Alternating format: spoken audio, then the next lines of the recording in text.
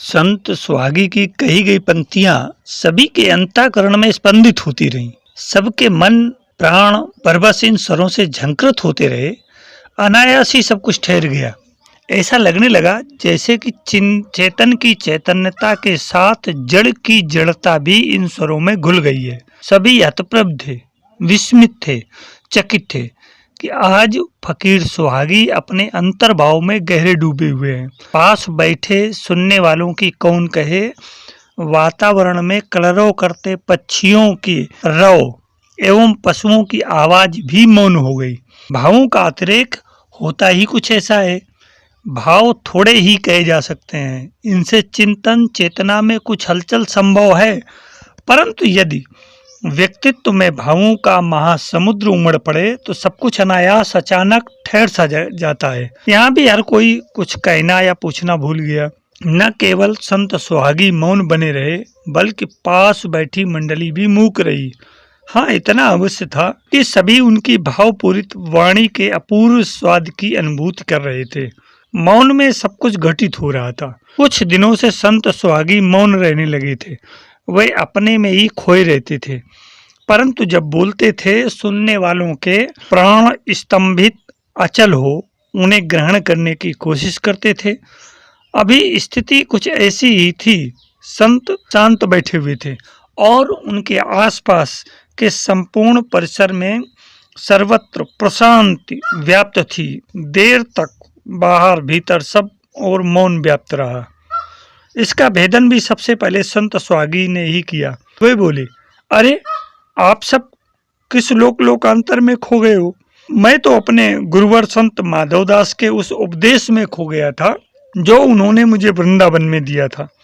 वह दिन मेरे जीवन का सबसे बड़ा दिन था, जिस दिन मेरे गुरुवर का प्रेम मेरे ऊपर मेघ के समान मूसलाधार बरस रहा था और मैं भीग रहा था। वे बोल रहे थे और मैं बस श्रवण कर रहा था। वे कह रहे थे, बीरबल, जीवन तो एक यात्रा है और जन्म उसका एक पड़ाव मात्र है। जब तक भोग शेष रहता है उस भोग को भोगना ही रहता है। भोगों का भोग अति कठिन एवं बहादुरों को भी विचलित कर देने वाला होता है। अतः भोग भोगते समय सब कुछ भगवान के ऊपर छोड़कर निश्चिंत हो जाना चाहिए। भगवान अपने भक्त को कभी भी अपनी कृपा दृष्टि से ओझल एवं प्रेम से वंचित नहीं रखता है। तुम भी सब कुछ उस पर छोड़कर एक नए जीवन की तैयारी करो। तुम्हारे जीवन का भोग कटने वाला है। देखो आगे क्या होता है। देखो आगे क्या होता है। इस पंक्ति ने मुझे झकझोर कर रख दिया। अकबर के एक महान महामंत्री बीरबल को इस पंक्ति ने अंदर से हिला दिया।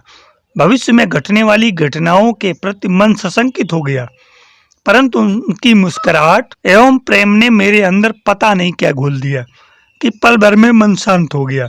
उद्वेलित भावनाएं थम गईं। उन्होंने मुझे काबुल युद्ध में विजयी भाव का आशीर्वाद नहीं दिया, बल्कि घनघोर पराजय की बात कहकर स्पष्ट बता दिया कि यह युद्ध तुम्हारे जीवन को एक नया मोड़ देगा। यह युद्ध तुम्हारे जीवन के बचे शेष भोगों को काट देगा और तुम्हारे जीवन के लिए मुक्ति पथ साबित होगा। अतः हे पुत्र, जाओ और अपने जीवन का शेष कर्म पूर्ण करो। एक बात ध्यान रखना कि युद्ध में लड़ते लड़ते यदि मौत आ जाए तो मेरा ध्यान कर लेना या भगवान को याद कर लेना, और बच गए तो अपना शेष जीवन भगवान की भक्ति में लगा देना। संत सुहागी कह रहे थे और सभी सुन रहे थे। ठंड की रात थी, धूनी जल रही थी। हवा का एक झोंका आया, जलती आग को बुझा दिया।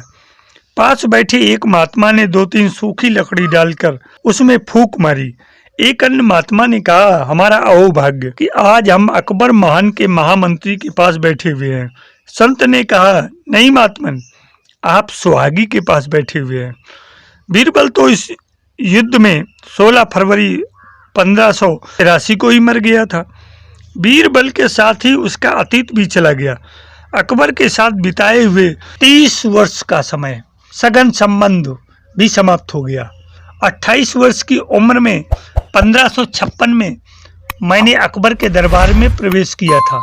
यह एक भोग था जो समाप्त हो गया और मुझे मेरे गुरु ने एक नया जीवन दिया। वृंदावन में मेरे लिए की गई उनकी भविष्यवाणी सच हुई और मेरे जीवन की दिशा धारा ही बदल गई। धूनी फूंकते एक अन्य महात्मा ने काबुल युद्ध के बारे में जानने की जिज्ञासा प्रकट की, जिस युद्ध में एक महान महामंत्री बीरबल का संत सुहागी के रूप में रूपांतरण संभव हुआ। संत बोले, संतों को अपने अतीत में नहीं बल्कि वर्तमान में रहना चाहिए।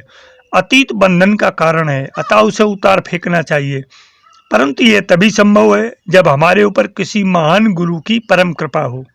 फिर भी आप जानना चाहते हैं तो पहले मैं एक अद्भुत घटना की बात करते हुए इसे सुनाता हूँ। कवि गंग के साथ मैं चांदनी चौक दिल्ली में भ्रमण कर रहा था। कवि गंग बादशाह के दरबारी कवि थे। भ्रमण करते करते देर रात हो गई। वह रात भी आज के समान ठंड की रात्रि। वहां पर कुछ महात्मा धूमी रमाए हुए थे। जैसे ही हम वहां पहुंचे, एक भीमकाय व्यक्ति दिखाई दिया। बड़ा भयानक व्यक्ति था वह, जो एक हाथ में रक्त रंजित मस्तक को पकड़े हुए था, जिससे रक्त टपक रहा था। रोमांचित करने वाला दृश्य था वह। जैसे ही हम उसके पास पहुंचते, वह पुष्पों का ढेर बनकर धूनी में समा गया। समाने से पहले वह मुझे देखकर बड़े प्यार से मुस्कुराया। वह मुस्कुराहट मेरे अंदर अभी भी स्पंदित हो रही है। संत कह रहे थे और सभी सुन रहे थे। उन्होंने आगे कहा, अंतर को पुलकित करने वाली ऐसी मुस्कुराहट दूसरी बार तब झलकी जब मैं अपने गुरुवर के साथ वृंदावन में था, तथा तीसरी बार काबुल युद्ध के दौरान ऐसी झलक देखने को मिली। 16 फरवरी 1583 की शाम को फिर से उसी मुस्कुराहट के साथ एक व्यक्ति को देखा। शाम का समय था। काबुल की जमीन सैनिकों के रक्त से लाल हो रही थी और गहरी लालिमा से सराबोर सूर्यास्त की किरणें उसे और भी गहरा रही थी। मेरे लगभग सारे सैनिक मारे जा चुके थे, क्योंकि काबुल पहुंचने के लिए हमें एक पहाड़ी की तंग पगडंडी से गुजरना था। अफगानी सेना वहां पर घात लगाकर बैठी थी, इसलिए उनकी सेना अब तक बादशाह द्वारा भेजे गए शेख फरीद, शेख फैजी, शेर ख्वाजा, फरतोल्ला, यूसुफ गौर को निराश कर चुके। अंत में उन्होंने जैन खान को भेजा, वह भी सफल नहीं हो सका। फिर उन्होंने उसकी सहायता के लिए मुझे भेजा। उस शाम को बादशाह फतेहपुर सीकरी स्थित मेरे आवास में स्वयं आए थे और भारी मन से मुझे काबुल युद्ध में भेजने का निर्णय लिया था। तब मेरी उम्र उस समय 58 वर्ष की थी। बादशाह अकबर उस शाम अति भावुक हो गए थे। उनके अंतर्मन में मुझे खो देने का भय सता रहा था। मुझे भी लगा कि उनका भय वहम नहीं बल्कि सच्चाई है। संभवतः बादशाह से कहीं यह मेरी अंतिम मुलाकात न हो। दरअसल बादशाह और मेरा संबंध पिछले जन्मों से रहा था। बादशाह अपने पिछले जन्म में एक साधु थे और एक मंदिर में साधना एवं भजन करते थे। एक दिन मुगल सेना ने उस मंदिर को और अन्य अनेक मंदिरों को ध्वस्त कर दिया। भगवान की मूर्ति को तोड़कर अपने पैरों तले रौंदने लगे। उसे देख साधु के मन में एक संकल्प जागा कि वह उन्हीं मुगलों के यहाँ पैदा होकर तोड़े गए सभी मंदिरों का पुनर्निर्माण करेगा। हमने उनके संकल्पों को पूरा होने के लिए सभी प्रकार की सहायता प्रदान करने का वचन दिया था, क्योंकि हम भी उनके साथ भजन पूजन करते थे। संकल्प पूरा हुआ और हम इस जीवन में अकबर बीरबल के रूप में सामने आए। अब तो सभी संकल्पित कार्य पूरा हो चुका था। भोग रहने तक संबंध रहता है, भोग के कट जाने से संबंध भी समाप्त हो जाता है। हमारे 30 वर्ष का भोग समाप्त हो रहा था और इसकी आहट हम दोनों को हो रही थी। उसके ठीक दूसरे दिन मैं अपनी पूरी सेना के साथ कूच कर गया। बीच में वृंदावन में अपने गुरु माधव दास से उपदेश प्राप्त किया और आशीर्वाद भी लिया। ठीक वही मुस्कुराहट लिए मैंने काबुल के रण क्षेत्र में एक व्यक्ति को देखा तो बस देखता ही रहा। एक अफगानी सैनिक ने अपनी तलवार से मुझ पर वार किया। मैंने उस वार से स्वयं को काफी हद तक बचा लिया, परंतु वह पीठ को काटती हुई निकल गई। खून का फुहारा फूट पड़ा। मुझे मरता छोड़ अफगान सैनिक हमारे अन्य सैनिकों से लड़ने लगे। उसके बाद मैंने उसी मुस्कुराहट के साथ एक भिश्ती को देखा और उसके बाद फिर मुझे कुछ याद नहीं रहा। जब याद आया तो मैंने स्वयं को भिश्ती के घर में पाया। उसने मेरी खूब सेवा शुश्रूषा की। पूरी सेना हताहत हो चुकी थी। हमें भारी पराजय मिली। युद्ध में कोई नहीं बचा था। जो बचा था उसका कहीं कोई अता पता नहीं था।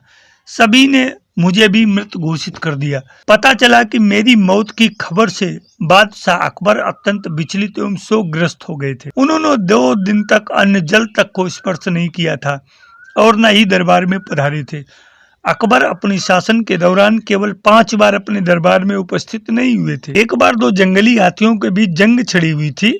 उस दौरान वहां पर खड़े एक सैनिक पर हाथी आक्रमण करने के लिए दौड़ पड़ा, परंतु रास्ते में वह पीछे मुड़कर मुझे मारने के लिए दौड़ पड़ा। इतने में बादशाह अपने घोड़े पर इतनी तीव्रता के साथ आए और मेरे और हाथी के बीच में खड़े हो गए। बादशाह ना आते तो शायद मेरी मृत्यु निश्चित थी। यह भावना ही है जो रिश्तों को बनाती है, परंतु अब तो मेरे सारे रिश्ते टूट गए हैं। भोग समाप्त हो गया है। भोग रहने तक रिश्ते रहते हैं। मुझे मेरे गुरु ने शेष जीवन को भगवत भक्ति में समर्पित करने को कहा है। यह जीवन उन्हीं की देन है, अतः उस जीवन से अब संसार नहीं और न संसार का कोई कर्तव्य शेष बचा है। अब तो भावना को, मन को भगवान में अर्पित करना है। संत बीरबल से संत सुहागी के रूप में मेरा रूपांतरण मेरे गुरु की कृपा से ही संभव हो सका है।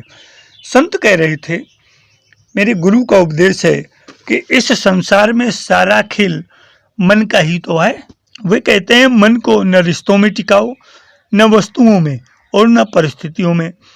मन का तो भगवान में विलीन कर दो और निश्चिंत हो जाओ। फिर देखना कौन तुम्हारे पास आ रहा और जा रहा है। परिस्थितियां कैसी घटित हो रही हैं, यह कोई भी तुम्हें प्रभावित नहीं कर सकती। मन की नाव को उस खेवनहार के हाथों में सौंप दिया है तो फिर संसार सागर में उभरने घुमरने वाले किसी भी भीषण वात्या चक्र से क्या डरना। जो हो रहा है और जो होने वाला है सबको तटस्थ भाव से देखो। जो तुम्हारे पास आ जाए उसे भगवान का रूप मानकर खूब सेवा करो और सेवा के प्रतिफल के रूप में उससे कुछ भी अपेक्षा मत करो। यह निष्काम कर्म है। भक्त केवल निष्काम कर्म करता है और इसलिए वह कभी नहीं बंधता और उसे कोई बांध नहीं पाता। वह तो भगवान की प्यारी संतान होता है। अपने गुरु की कृपा से संत सुहागी का जीवन आनंद से सराबोर हो गया था। वे उसी आनंद में सदा निमग्न रहते थे। एक पल के आनंद में उनका विगत समस्त वैभवपूर्ण जीवन भी फीका लग रहा था। अंतर का आनंद उनके अधरों पर सदा मुस्कुराहट बिखेरे रहता था। अपने गुरु की एक मुस्कुराहट से जिस बीरबल को संतत्व की उपलब्धि हुई, आज वही मुस्कुराहट उनके जीवन का नैसर्गिक अंग बन गई थी, जिसका स्पर्श पाकर न जाने कितने कृतकृत तो हो चुके हैं। यही है गुरु कृपा। मेरे अध्यात्म प्रेमी जिज्ञासु मित्रों, इस तरह से सम्राट अकबर के महान दरबारी बीरबल का एक संत कृपा से बीरबल के प्रतिपक्ष संत सुहागी के रूप में जिनका जीवन परिवर्तित हुआ और अंत में उन्होंने अपने संपूर्ण जीवन को भगवान को समर्पित कर दिया। बीरबल के जीवन के अंतिम इस घटना चक्र को आपके सामने रखते हुए मेरा मन अत्यंत प्रमुदित है। सफल जीवन की यात्रा के इस अंक में आज इतना ही। राजन आचार्य का सप्रेम अभिवादन।